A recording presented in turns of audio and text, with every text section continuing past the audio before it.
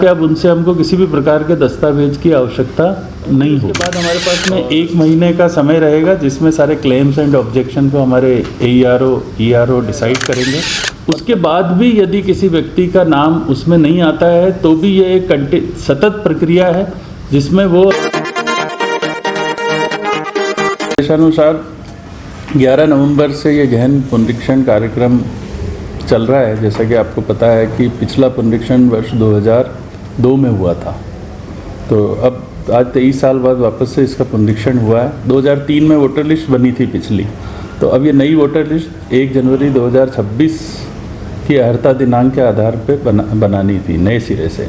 तो हमारे 988 मतदान केंद्र हैं, तो 988 BLOs ने एक वोटर के घर पे जाके संपर्क किया। लगभग 9,65,000 मतदाताओं से संपर्क करके उनके परिगणना पत्रक भरवाए और उनकी फिर डिजिटाइजेशन करके BLO ऐप के माध्यम से उनको कंप्यूटर में फीड किया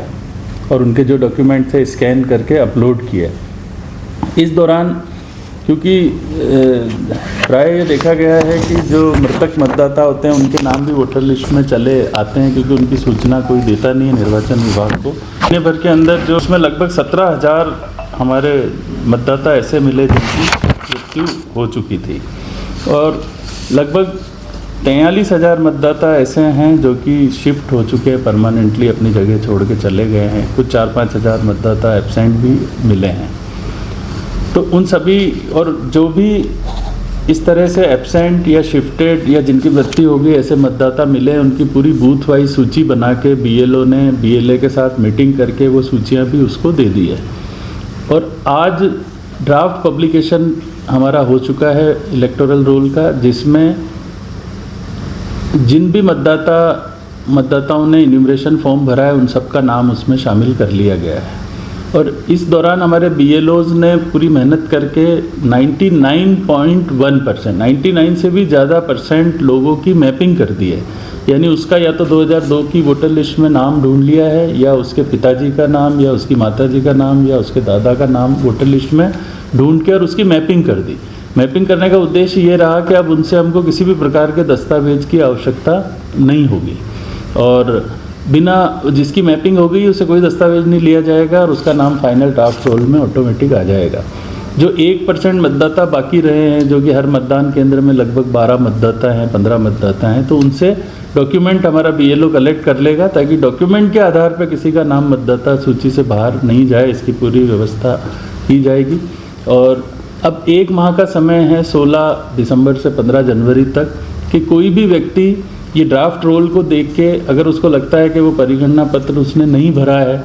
तो वो फॉर्म नंबर 6 के साथ एक डिक्लेरेशन होता है एनेक्सर 4 का, वो भर देगा, तो भी उसका नाम फाइनल रोल में आ जाएगा। और जिनके मैपिंग नहीं हो पाई उनसे हम डॉक्यूमेंट ले लेंगे ताकि उनका नाम भी फाइनल रोल में आ जाएगा। और फिर उसके बाद हमारे पास में 1 महीने का समय रहेगा जिसमें सारे क्लेम्स एंड ऑब्जेक्शन को हमारे AERO ERO डिसाइड करेंगे और अंत में 14 फरवरी को फाइनल इलेक्टोरल रोल पब्लिश्ड कर दिया जाएगा।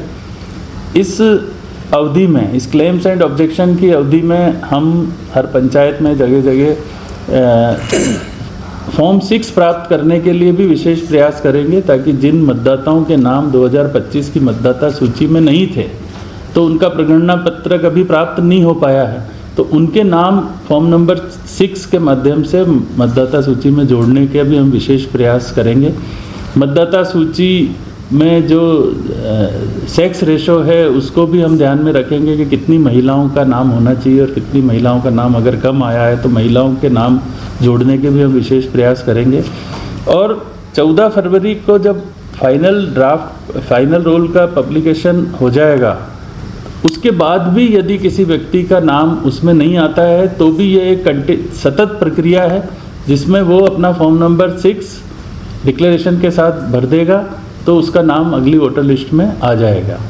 तो ये सतत प्रक्रिया आगे भी चलती रहेगी और 1 जनवरी 2026 इसकी अर्हता दिनांक है, पर जो 1 अप्रैल को भी 18 साल का हो रहा है, 1 जून को भी 1 जुलाई को भी 18 साल का हो रहा है, 1 अक्टूबर को 18 साल का हो रहा है, तो इन 3 क्वार्टर में जो 18 साल की उम्र पूरी कर रहे हैं उनसे भी हम कह रहे हैं कि आप भी फॉर्म नंबर 6 भर दो, ताकि आपकी जब एज 18 साल होगी तो आपका नाम ऑटोमेटिक वोटर लिस्ट में आ जाएगा। तो ये कंटिन्यूस अपडेशन का काम वोटर लिस्ट का जारी रहता है। चुनाव डिक्लेयर होने तक, नॉमिनेशन की डेट जो होती है तब तक ये काम लगातार जारी रहता है। तो इस प्रक्रिया में 1 महीने में हमारे 988 BLO, OICs,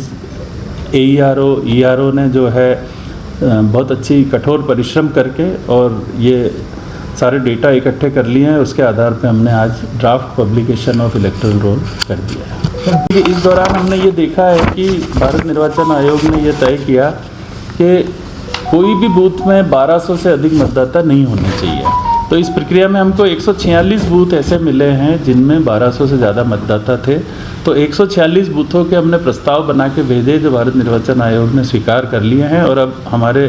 ज़िले में 1134 बूथ हो गए हैं और किसी भी बूथ पर 1200 से अधिक मतदाता नहीं है, ताकि चुनाव जब मतदान के दिन किसी प्रकार की भीड़ भाड़ वहाँ पे नहीं हो और आसानी से मतदान हो जाए।